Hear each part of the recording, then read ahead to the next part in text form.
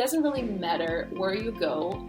Whenever you're starting something new, it's always going to be difficult. So you just sort of have to like let yourself get through that difficult time, not be too hard on yourself, and just keep repeating yourself that time will make everything better.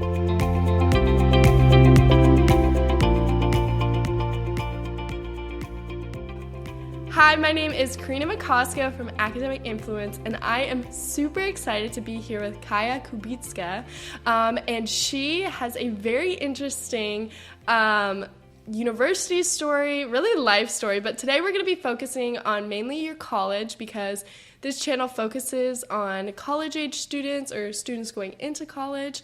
And so just starting off, tell the people, first of all, where you went to school for college and also why you chose to go there. What were kind of your thoughts going into it? Okay, so I went to so many different schools. I think I went to like 5 universities in total. So I started in China at Fudan University in Shanghai. Then I moved to Copenhagen. So I did bachelor's at Copenhagen Business School in business and trainees. And then I also did a study abroad program in Thailand, in Bangkok at Chulalongkorn University. And then I did a MBA degree at IFA Paris. So it's a French school that has a campus in Shanghai. So we basically started in Shanghai and then we moved to Paris.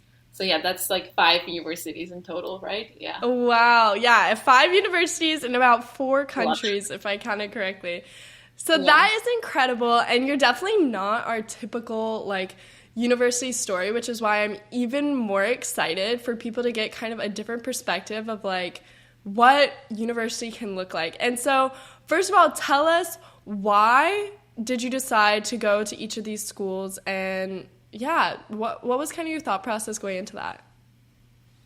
Yeah, I mean, it was obviously never my plan to go to that many schools. I don't think you could actually like plan that. I don't think I even knew that it would be possible, so it kind of happened. And I guess what really made it possible for me and also kind of made it possible for me to even think that far was my first year in China. So I started university in China, and that was already like really, out of the box. So I grew up in Denmark. So I went to high school in Denmark, and basically out of the blue, one day I just came up with this random idea to go to China.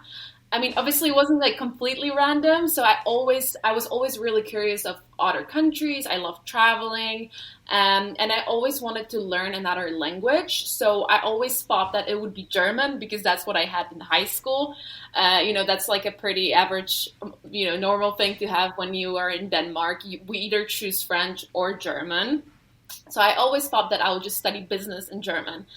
And then I came up with this idea to go to China and study Chinese. And that's what I did.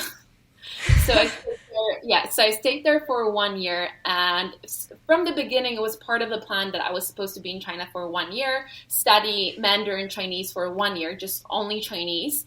And then go back to Denmark and do this program at Copenhagen Business University, Copenhagen Business School, with Chinese. So it was a business program where you also had Chinese classes. So I also thought that, that would be like a perfect thing for me, since I also wanted to study business, but I felt like only business would be a little too boring and a little too dry. So I wanted to have something extra. So that's what I did. And then when I had the opportunity to study abroad, since I have already been to China, I thought that, okay, I want to go somewhere else, like somewhere. Again, I wanted to do a similar thing that I did with China, because China for me, I've never been to China when I moved there. It was my very first time. I had absolutely no idea about China. I didn't know anything. So it was just very, exotic for me, and everything was so new and different. So then when I had the opportunity to study abroad, I didn't want to go to China, even though I loved it. And I really see myself living in China, hopefully at some point in my life again. I wanted to go somewhere else. So I thought, okay, what's kind of crazy, where do people don't go to study abroad?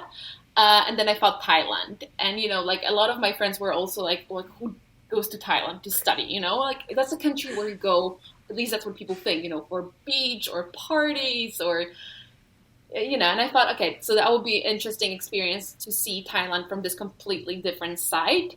So that was basically my decision making process. And then eventually with my MBA degree, I really wanted to go back to China, and I found this program, Luxury Brand Management, which I thought was super interesting. And again, a business program, but a bit, extra, like something else, not just business. And luxury industry was something that I was always really interested in, and I always thought that I'll be working in like hotel industry. That didn't happen, but I guess that how it goes in life. Sometimes I just kind of continued with social media, but maybe I'll go back one day. Anyway, so that's why I chose my MBA, and that's how I went back to Shanghai again, and I studied at different school, and then I went to Paris to finish up my MBA degree. Wow, that is incredible. And guys, if you're like me and you're listening to the story and you're like, how in the world did she do this? Check out her YouTube channel. We'll link it down below. But you recorded your whole process. So if people want to see it more in depth, they can go there. But wow, that is crazy. You know how God works out your path, because I'm sure like when you started college, you never would have thought that you would be here, right? No, definitely. No. Not. Yeah, and so usually when people want to spice up their degree, spice up their business degree, they might take, like a fun class or like class in anthropology. But no, you said, I am moving to China. And so what was that experience like? I mean, not a lot of people, especially I'm sure coming from Denmark, go to China to study, especially it seems like your program was entirely in Mandarin, right? No, so I was studying Mandarin. So you were studying Mandarin, okay. Yeah, for foreigners learning Chinese. Okay, okay. Yeah, but it was like at Fudan University, which is a very very Chinese university. It's like one of the best universities in China. So I was really lucky to have that experience to be there. Yeah, so basically, definitely, I mean, I did not know anyone who has ever done what I did, but that was also what really excited me about this idea. When I came up with it, I was like, yeah, that's a cool thing to do. Nobody that I know has ever done it before. It's gonna be good. And I mean, it was definitely like a very life-changing experience. And I know people always say that, but it really was, because I was so young, and I think a little naive. Like, you are obviously when you're 19, you are still very young. So I didn't really understand what I was getting myself into. I didn't understand how difficult it will be. But eventually it was amazing. The first couple of months were extremely hard, probably the hardest couple of months in my life, because I was alone in a foreign country. I didn't know one single person in China. So it was just a lot, and even language and everything, and not even Chinese, also English. Like, I grew up speaking Polish and Danish, not that I couldn't speak English, but like all of a sudden, like literally everything changed for me. But yeah, I mean, I am very, very grateful for that experience, because if I wouldn't do that, like my life would look very differently for sure. I mean, that is so incredible. And you wrote a whole book about this, so people can read that and kind of get a better picture of what it is. But let's talk about those first few months, because I'm a freshman in college right now and learning to adjust. Yeah, exactly. Exciting. Yeah, but learning to adjust is real. And so people maybe can look at like your life now or like these videos and think, oh my gosh, like everything was just, she had such a good time. She went to this new country. And yes, you did have a good time, but the reality is it's also hard. And so what advice would you have for people who maybe they're not moving to China or moving to a completely different country and learning a whole new language, but they're going to school, they're starting out in school, and it's hard. What advice would you have for them? I think my number one advice would be just to understand that it will be hard no matter what you do, no matter where you go, and just sort of accepting it, and the only thing that, makes it better is time. And the thing is, obviously for me, moving to China was very difficult, but then later on when I was moving to like Paris, which is not culturally very different for me, right? Like, I grew up in Europe, and then now I live in Warsaw, and moving to Warsaw was also very difficult for me. So I think it doesn't really matter where you go. whenever you're starting something new, it's always going to be difficult. So you just sort of have to like let yourself get through that difficult time, not be too hard on yourself, and just keep repeating yourself that time will make everything better. Yeah, and I think, yeah, also, I guess making yourself go out there, talk to people, don't sit alone, get out of your comfort zone. Like in the beginning, when I moved to China, I was so scared to like even go out of my room. So I would like literally force myself to go for a walk or just go to a supermarket, like do anything really. Yeah, so I guess that would be my best advice. Wow, that is such good advice, just walking out into those uncomfortable situations. I mean, sometimes it literally is just like putting one foot in front of the other, but I am so glad that you could come on here and talk with us because I know there's so many people out there who need to hear that encouragement, me being one of them. I mean, like you said, starting anything new can be hard, so whether, they're starting college, maybe even starting like an MBA program like you did in Paris, like you said, like it can be hard. And so just finishing off, obviously this is not as school related, but you have done a lot of traveling as a female solo traveler. And obviously you're quite adventurous, as we can see by your university experience. But what advice would you have for people who, maybe are trying to do female solo traveling or just trying to step into those new situations? What advice would you have for them?